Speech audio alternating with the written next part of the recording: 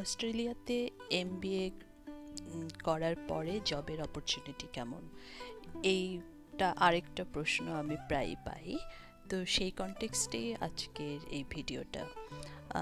এটার জন্য একটু ভিডিওটা হয়তো একটু লেন্দি হবে, আপনারা মন দিয়ে শোনার চেষ্টা করবেন যাদের এমবিএ রিলেটেড স্টাডি করার প্ল্যান আছে এবং অস্ট্রেলিয়াতে এসে জব করার প্ল্যান আছে, তাদের জন্য এটা অবশ্যই অনেক দরকারি একটা ভিডিও আমার মনে হয়। আচ্ছা, এমবিএতে যাওয়ার আগে আমি একটু অস্ট্রেলিয়ান জব মার্কেট সম্পর্কে বলি এবং সেখানে একটু কালচারাল ব্যাপারও চলে আসে। যেমন বাংলাদেশে আমরা কি দেখি, আমরা রিটায়ারমেন্ট কনসেপ্টটা ঠিক ওইভাবে কিন্তু আমরা দেখি না। সেটা কীরকম, যে অনেক পাওয়ারফুল লোকজন তারা 70 বছর বা 80 বছর হওয়ার পরও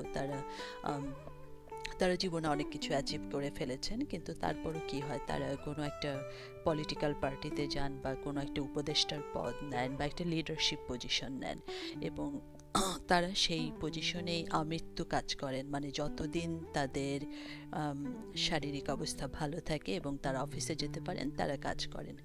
অস্ট্রেলিয়ান কালচারটা একটু ডিফারেন্ট।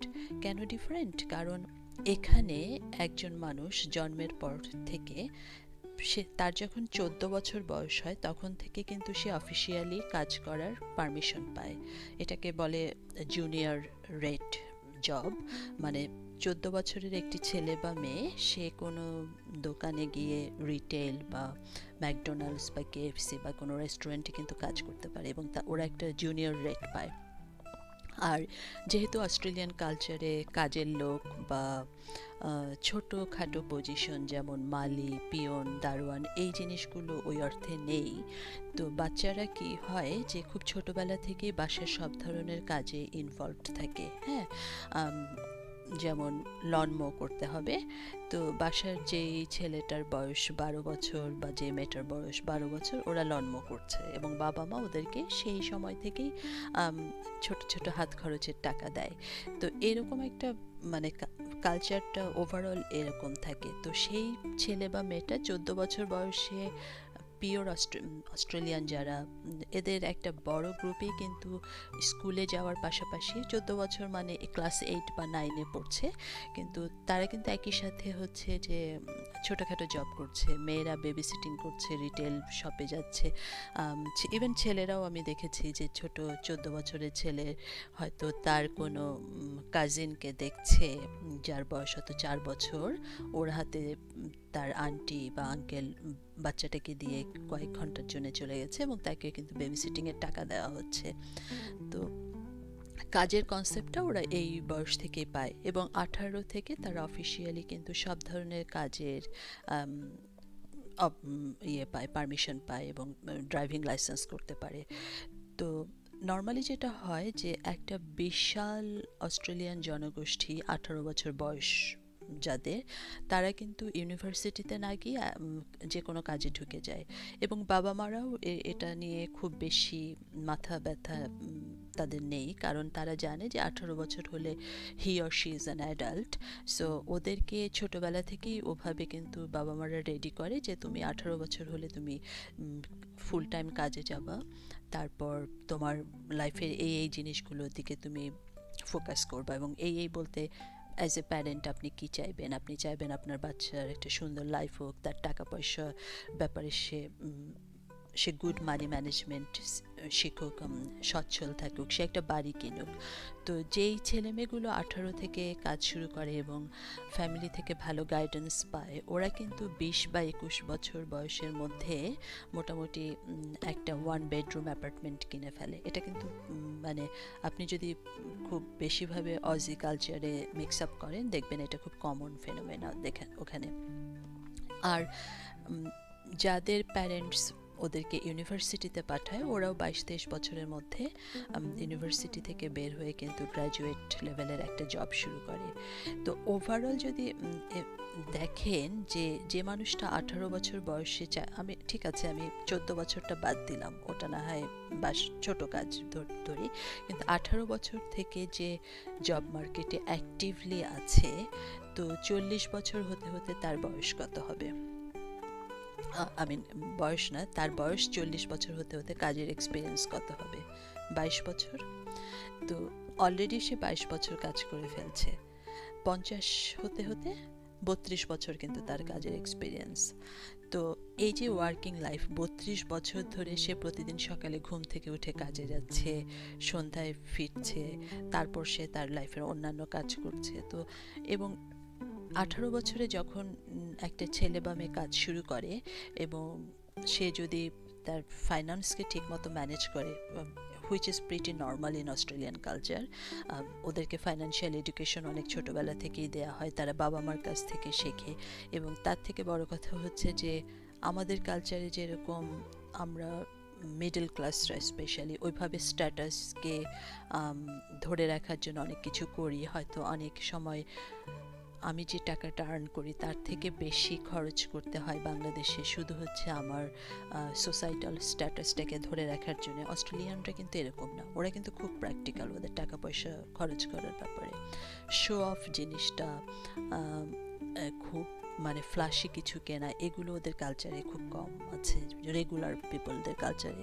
যেমন আপনার ধরেন আপনার বাসায় একটা 18 বছরের ছেলে বা মেয়ে, ইভেন যারা মানি স্যাভি, তারা কিন্তু একটা ইলেকট্রনিক্সের জিনিস নষ্ট হলে তারা আরেকবার চিন্তা করে যে আমার কি একটা ব্র্যান্ড নিউ ফ্রিজ কিনতে হবে, না আমি একটা সেকেন্ড হ্যান্ড ফ্রিজ ফেসবুক বা গামট্রি থেকে কিনে ফেলতে পারবো।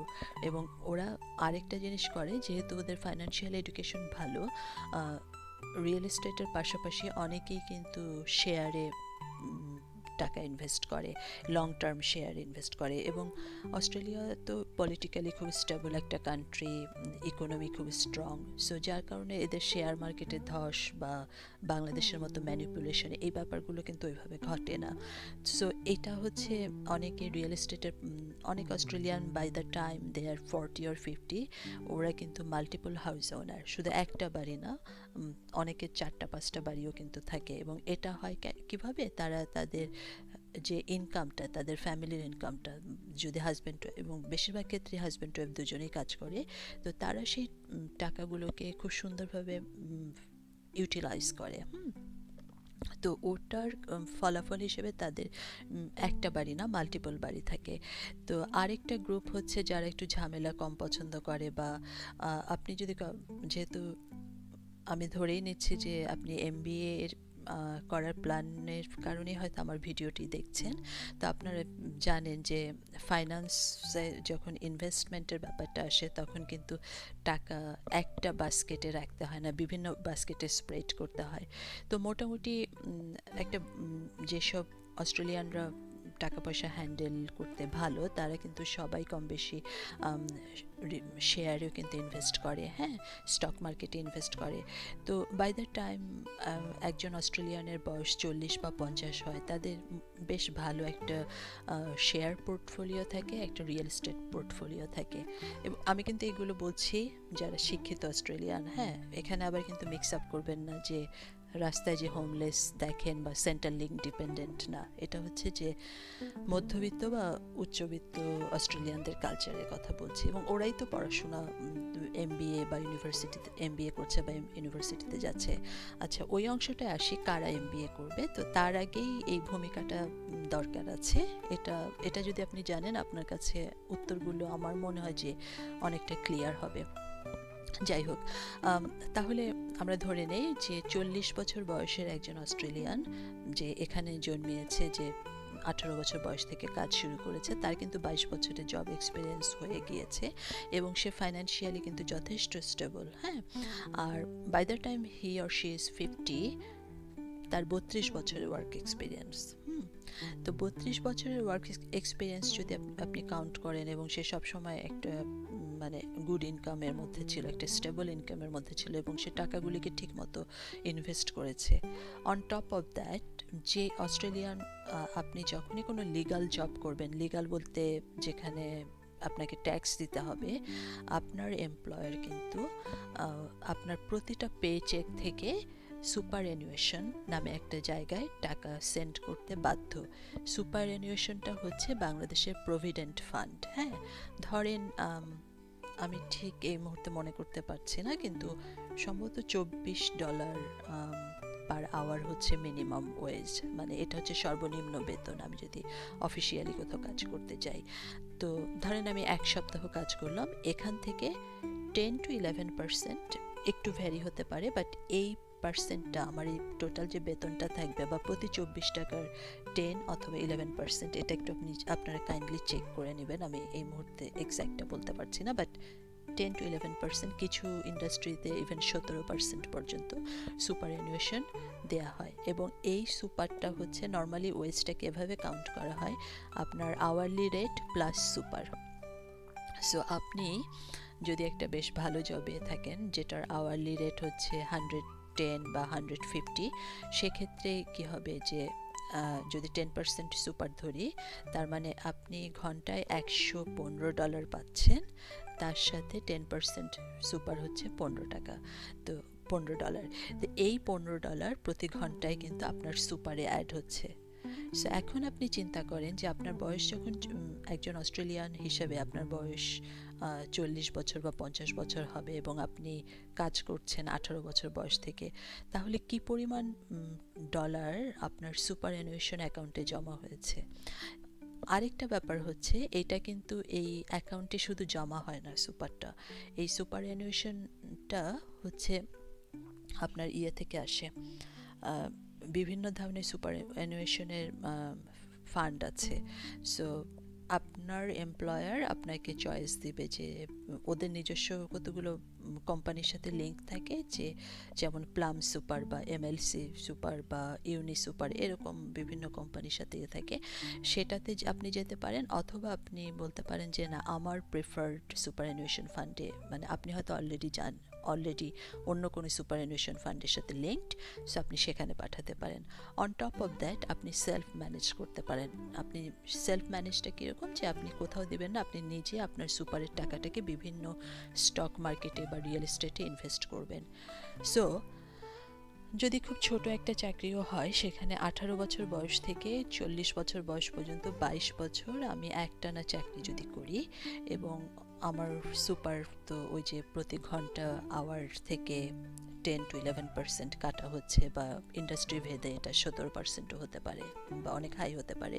তো এই টাকাগুলো আবার কি হচ্ছে, ইনভেস্ট হচ্ছে স্টক মার্কেট বা রিয়েল এস্টেট, তারপর কমোডিটি, অনেক সময় গোল্ড, আয়রন ওর, এগুলো তো মানে বিভিন্নভাবে এগুলো ইনভেস্ট করা হচ্ছে। সো 40 বছর বয়সে যদি আমি $3 লাখ সুপার করতে পারি, সেই $3 লাখ কিন্তু হচ্ছে জাস্ট দেয়া হয়েছে আমার সুপার অ্যানুয়েশন অ্যাকাউন্টে, কিন্তু এটা আসলে অনেক অনেক বেড়ে গিয়েছে বিকজ অফ দ্য ইনভেস্টমেন্ট। হ্যাঁ, কারণ ওই $3 লাখ ইনভেস্ট করা হয়েছে রিয়েল এস্টেট সেক্টরে, স্টক মার্কেট সেক্টরে, কমোডিটি সেক্টরে। সো এটা আর এখন আর $3 লাখ নেই, এটা এখন 4 lakh, 5 lakh, or even better. হ্যাঁ, নেগেটিভটাও ঘটে, যেমন গ্লোবাল ফাইন্যান্সিয়াল ক্রাইসিস বা জিএফসি যখন 2008-এ ঘটেছিল, অনেকের সুপারঅ্যানুয়েশন ফান্ড ড্রাস্টিক্যালি লো হয়ে গিয়েছিল, কারণ ওই সময় স্টক মার্কেট, রিয়েল এস্টেট এগুলো অবস্থা খুব খারাপ ছিল। তো এটাও ঘটতে পারে, but most of the time super বাড়তেই থাকে। তো এখন একজন 40 বা 50 বছর বয়সের এক্সপেরিয়েন্সড জব হোল্ডার অস্ট্রেলিয়ান, তার কি ফাইন্যান্সিয়ালি খুব প্রবলেম থাকার কথা? না, থাকার কথা না, কারণ তার নিজের বাড়ি আছে। ধরে নেই যে তার কোনো ইনভেস্টমেন্ট নাই ওই অর্থে, কিন্তু তার কিন্তু বাড়ি আছে, তাকে কিন্তু প্রতি সপ্তাহে ভাড়া বা মর্টগেজ আর গুনতে হয় না, কারণ 40 হতে হতে মোটামুটি বেশিরভাগই মর্টগেজ পে অফ করে ফেলে। তাহলে কি বাকি থাকে এখন? তার কিন্তু একটা সুপার অ্যানুয়েশন ফান্ডও আছে বেশ বড়। তো তার কিন্তু সেই অর্থে আসলে টাকা পয়সার খুব বেশি দরকার নেই। তো অস্ট্রেলিয়ানরা যেহেতু তারা খুব লাকি এই সেন্সে যে তারা একটা খুব বিউটিফুল কান্ট্রিতে জন্মিয়েছে, তারা অনেক কিছুতে এক্সপোজড হয়েছে, তো ওরা যেটা করে, এবং মোটামুটি প্রতিটা অস্ট্রেলিয়ানের কিন্তু একটা করে হবি আছে, হ্যাঁ, এবং ওরা প্রচুর ট্রাভেল করে। তো এই 40 থেকে 50 এইজ গ্রুপ যেটা বা 50-এর পরও হতে পারে, 55 ধরেন, এরা কিন্তু আস্তে আস্তে ওদের জবের প্রেশারটা কমিয়ে ফেলার চেষ্টা করে। তো এখানে দুই রকম অস্ট্রেলিয়ান আপনি দেখবেন। একটা গ্রুপ অফ পিপল হচ্ছে যে ওরা ভাবে যে আমি তো অনেক বছর চাকরি করলাম, আমি তো ফাইন্যান্সিয়ালি এখন ওয়েল এস্টাবলিশড, সো আমার কেন প্রতিদিন সকালে ঘুম থেকে উঠে আবার চাকরিতে যেতে হবে, বসদেরকে হুজুর হুজুর করতে হবে, বসদের অনেক অপ্রিয় কথা শুনতে হবে, ইনস্ট্রাকশন মানতে হবে, হোয়াই ডোন্ট উই রিটায়ার? হ্যাঁ, তো অনেকে ইন্টেনশনালি রিটায়ার করে। আরেকটা গ্রুপ আবার কি করে, ওরা ভাবে যে আমি 22 বছর, 25 বছর বা 30 বছর একটা এরিয়াতে কাজ করেছি, আমার ইন্ডাস্ট্রি এক্সপিরিয়েন্স হিউজ, হ্যাঁ, এবং আসলেই হিউজ, এবং ওরা কিন্তু কখনো কাজে ফাঁকি দেয় না ওই অর্থে। যত উপরের লেভেলেরই হোক আর যত ছোট লেভেলের হোক, অস্ট্রেলিয়ানদের ওয়ার্ক এথিক্স কিন্তু খুবই খুবই হাই। আমি আমি এখন পর্যন্ত কোনো ফাঁকিবাজ অস্ট্রেলিয়ান পাইনি আসলে। তো যাই হোক, সেটা অন্য গল্প, আরেক দিনের জন্য থাকবে। যেটা হয় যে এই ইয়েগুলো মানে এত ওয়েল এক্সপিরিয়েন্সড মানুষগুলো, হ্যাঁ, এদের সামনে তখন নর্মালি দুই তিন রকমের চয়েস থাকে। একটা হচ্ছে যেহেতু তারা ফাইন্যান্সিয়ালি সিকিউরড, অনেকে 40 থেকে 50 বছরের বয়সের মধ্যে কিন্তু অফিসিয়ালি রিটায়ার করে ফেলে। হ্যাঁ, কারণ তাদের তো আর ডে জবের দরকার নেই, কারণ তাদের যে ইনভেস্টমেন্টগুলো আছে সেগুলো থেকে কিন্তু প্যাসিভ ইনকাম আসছে, মানে তারা যখন ঘুমায় তখন ওখান থেকে ইনকাম আসে, তাদের স্টক থেকে ডিভিডেন্ড আসছে বিভিন্নভাবে, তারপর বাড়ি ভাড়া থাকতে পারে, এরকম অনেক কিছু। তারপর আসলে শুধু খাওয়া পড়ার জন্য তো খুব বেশি টাকা লাগে না, তাদের ইন্স্যুরেন্স সব কিছু আছে, সো মেডিকেল নিয়েও কনসার্ন নেই, এবং রিটায়ারমেন্ট করার পরে তাদের সুপারঅ্যানুয়েশন ফান্ডও খুব ভালো।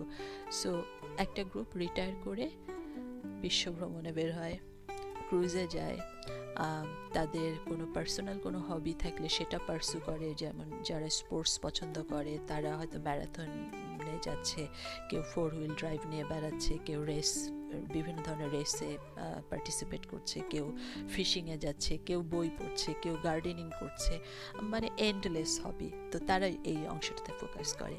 আরেকটা গ্রুপ যেহেতু খুবই এক্সপিরিয়েন্সড, সে তার লাইনের কাজে, সে তখন কনসালটেন্সি ফার্ম খুলে ফেলে নিজের একটা এবিএন নিয়ে, এবং সে যে পার্টিকুলার এরিয়াটাতে কাজ করেছে সে তখন ওটাতে অ্যাডভাইজার বা কনসালটেন্ট হিসেবে বিভিন্ন কোম্পানিতে কাজ করে। এটা সুবিধা হচ্ছে যে এটাতে একটা ছোট কনসালটেন্সিও যদি সে নিতে পারে, তার ইনকাম কিন্তু অনেক ভালো, হ্যাঁ, অনেক ভালো। মানে এগুলো নর্মালি যেটা হয়, যেটা নিশ এরিয়াতে হয়, মানে খুব বেশি লোক ওই এরিয়াতে কাজ করে না, বাট যেহেতু সে অনেক বছর কাজ করেছে, সে ইন্ডাস্ট্রি ইনস অ্যান্ড আউটস জানে এবং তার নেটওয়ার্ক ভালো, সে তখন লোকজনকে কন্ট্যাক্ট করে একটা জবের জন্য, এবং তারা সেই কনসালটেন্সিটা সে নিয়ে নেয়। এটা একটা গেল। আরেকটার যেটা হয়, সে যদি স্টিল জবে থাকতে চায়, তার সামনে তখন দুটো অপশন, যেহেতু তার অনেক এক্সপিরিয়েন্স, সে হয় লিডারশিপ রোলে যাবে, অথবা সে ইয়েতে যাবে, টেকনিক্যাল এক্সপার্ট বা প্রিন্সিপাল রোল এগুলোকে বলা হয়, বা অ্যাডভাইজার রোল বলা হয়, এই সাইডটাতে যাবে। সো দেখেন, একটা মানুষ যখন যথেষ্ট ওয়ার্ক এক্সপিরিয়েন্স পেয়ে যায়, তখন সে যদি স্টিল জবে থাকতে চায়, তার সামনে আসলে দুটো লাইন খোলা, একটা হচ্ছে লিডারশিপ রোল, আরেকটা হচ্ছে প্রিন্সিপাল বা টেকনিক্যাল রোল। তো প্রিন্সিপাল বা টেকনিক্যাল রোলটা হচ্ছে ওই মানুষগুলি যারা পিপল ম্যানেজমেন্ট পছন্দ করে না, এবং পিপল ম্যানেজমেন্ট করতে গেলে কিন্তু আপনার কিছু মানে স্পেসিফিক স্কিল লাগে। যেমন কি হবে, আপনার এমপ্লয়ি, অস্ট্রেলিয়ার ক্ষেত্রে যেটা হয়, আপনি কিন্তু আপনার নিচে যারা কাজ করে তাদের সাথে কিন্তু বকাঝকা দিতে পারবেন না, রুড হতে পারবেন না, অনেক নাইসলি অনেক কঠিন কঠিন কথা বলতে হয়, অনেক মানে আপনাকে অনেক স্মার্ট হতে হয় কিভাবে এই মানুষগুলোকে হ্যান্ডেল করতে হবে। মানে লিডারশিপ রোলটা এখানে বাংলাদেশের মতো না যে আপনি ধমক দিবেন, বকা দিবেন, দিয়ে কাজ করায় নেবেন, আর ঘুষ বা অন্য কিছুর তো প্রশ্নই আসে না। সো লিডারশিপ রোলটা আসলে সবাই এনজয় করে না, কিন্তু ওই পরিমাণ এক্সপিরিয়েন্স দিয়ে লিডারশিপ রোলগুলোতে যে বেতন দেওয়া হয় ঠিক সমপরিমাণ বেতন একজন এক্সপিরিয়েন্সড এমপ্লয়ি পাবে সে যদি টেকনিক্যাল বা প্রিন্সিপাল রোলে যায়। আচ্ছা, টেকনিক্যাল বা প্রিন্সিপাল রোলগুলো হচ্ছে তারা হয়তো দুই একজন লোককে ম্যানেজ করতে পারে তাদের নিচে, বাট সেগুলো হচ্ছে যে ইয়ং প্রফেশনালস ওই এরিয়াতে। বাট তাদের মেইন কাজটা হচ্ছে যত কঠিন প্রবলেমগুলো একটা ইন্ডাস্ট্রিতে ঘটে, মানে একটা পার্টিকুলার জব সেক্টরে ঘটে, তারা হচ্ছে তাদের such a vast work experience দিয়ে তারা জানে হাউ টু হ্যান্ডেল দ্যাট, হ্যাঁ, বা ওই বড় বড় প্রবলেমসগুলো তাদেরকে সলভ করতে দেওয়া হয়। এটা হচ্ছে প্রিন্সিপাল রোল। তো এখন অস্ট্রেলিয়ার জব মার্কেটে লিডারশিপ রোলগুলোতে যদি আপনার এমবিএ থাকে, that's a very good combination. আপনার 20 to 30 years of experience, or say 10 years of experience on that field, and you want to move towards a leadership role, then pursuing an MBA degree is very good option. But ধরেন আমার 30 বছরের job experience হয়ে গিয়েছে, but আমি people management পছন্দ করি না, এগুলো আমাকে অনেক স্ট্রেস দেয়, কিন্তু আমি টেকনিক্যাল ফিল্ডে খুব ভালো। সেক্ষেত্রে আমি কিন্তু এমবিএ করার আমার প্রশ্নই আসে না। আমার ওয়ার্ক এক্সপিরিয়েন্স যথেষ্ট, আমার যে রেপুটেশন আছে আমার ইন্ডাস্ট্রিতে, that will be enough for me to get the same amount of money through a technical role or a principal role. তো অস্ট্রেলিয়ানদের কাছে কোন জবগুলোতে এমবিএ দরকার হয়? আপনি যদি ধরেন আপনি অস্ট্রেলিয়ায় আসলেন, আপনি এমবিএ ডিগ্রিটা শেষ করলেন, করার পরে আপনি কি খুঁজবেন? আপনি ডেফিনেটলি seek.com-এ যাবেন, যাওয়ার পরে ওখানে হয়তো আপনি এমবিএ লিখে সার্চ দিলেন। আপনি যদি ওখানে যেভাবে আর কি সিকে যে টেমপ্লেটটা, হ্যাঁ, জব অ্যাডভার্টাইজমেন্টের টেমপ্লেটটা, ওখানে দেখবেন যে নিচের দিকের একটা প্যারাগ্রাফ থাকে অ্যাবাউট ইউ। সেখানে সবসময় দেখবেন যে এমবিএ ডিগ্রি দিয়ে যদি সার্চ দেন, more than 90% টাইম আপনি দেখবেন যে সাবস্টেন্সিয়াল ওয়ার্ক এক্সপিরিয়েন্স কিন্তু অলরেডি চাচ্ছে ওই ইন্ডাস্ট্রিতে। সেটা যে কোনো ইন্ডাস্ট্রি হতে পারে, সেটা পাবলিক সেক্টর হতে পারে, সেটা কাউন্সিলের জব হতে পারে, সেটা department of any government department হতে পারে, এবং যে কোনো প্রাইভেট সেক্টরে হতে পারে। সবসময় দেখবে যে substantial years of work experience যাচ্ছে, 10 ইয়ার্স, 15 ইয়ার্স, 20 ইয়ার্স এরকম। দেন হচ্ছে লিডারশিপ রোল হিসেবে তারা এমবিএটা যাচ্ছে। এখন আমার আপনার কাছে প্রশ্ন যে আমি অস্ট্রেলিয়ায় আসলাম আজকে 2 বছর ধরে, আমি অস্ট্রেলিয়ার বেস্ট ইউনিভার্সিটি থেকেই এমবিএ করলাম, হ্যাঁ, টাকাও কোনো ফ্যাক্টর ছিল না, কিন্তু 2 বছরে আমি এমবিএ শেষ করার পর যখন আমি জব খুঁজবো, do I have any Australian experience? No. So আমাকে কেন ওরা রিক্রুট করবে? কারণ এখানে আরেকটা জিনিস বুঝতে হবে যে অস্ট্রেলিয়ান জব মার্কেটে ডিগ্রি কি খুব বেশি ম্যাটার করে? করে, আবার করেও না। এটা আসলে টু বি অনেস্ট আমার দেখা মনে হচ্ছে যে করে না খুব বেশি, হ্যাঁ, তারপরে ধরে নিচ্ছি তর্কের খাতিরে যে করে। তো আমার শুধু একটা এমবিএ আছে, হ্যাঁ, আমার zero Australian work experience on that sector, তাহলে কেন ওরা আমাকে জব দেবে? এই প্রশ্নটা আপনাকে করতে হবে।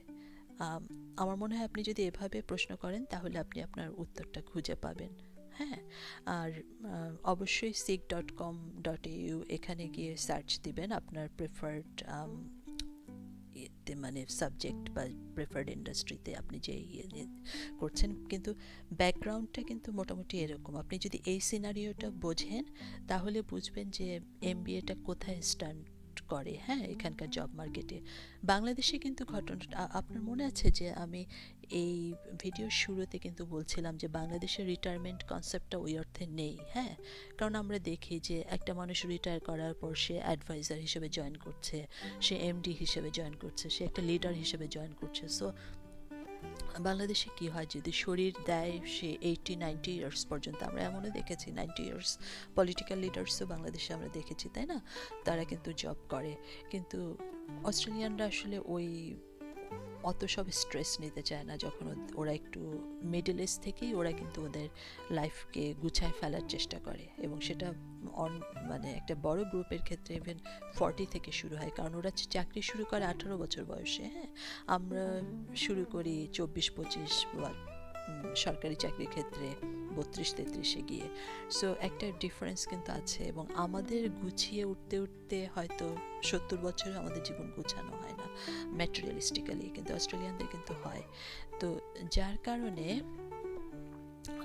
সেই রিটায়ারমেন্ট কনসেপ্টটা, তারপর পার্সোনাল প্রেফারেন্সকে বেশি প্রায়োরিটি দেওয়া, যে আমি যদি পিপল ম্যানেজমেন্ট পছন্দ না করি, আমি যদি লিডারশিপ রোল পছন্দ না করি, why should I go for an MBA degree? হ্যাঁ, এটা হচ্ছে এদের পার্সপেক্টিভ। কিন্তু বাংলাদেশে আমাদের যেটা হয় যে আমরা একটা বিজনেস বিজনেস টপিকে ব্যাচেলর করার পর চাকরির জন্যই আমরা আরেকটা MBA নিচ্ছি। সো আমরা ভাবছি যে হ্যাঁ, আমি একটা ডিগ্রি, একটা মাস্টার্স ডিগ্রি থাকছে, সেটা MBA-তে I am a very good candidate, but in reality it's not same for in Australia. হ্যাঁ, আশা করি এই আমার এই আলোচনাগুলো আপনাদের কাজে লাগবে। যদি ভালো লাগে তাহলে চ্যানেলটি সাবস্ক্রাইব করতে ভুলবেন না। Thank you.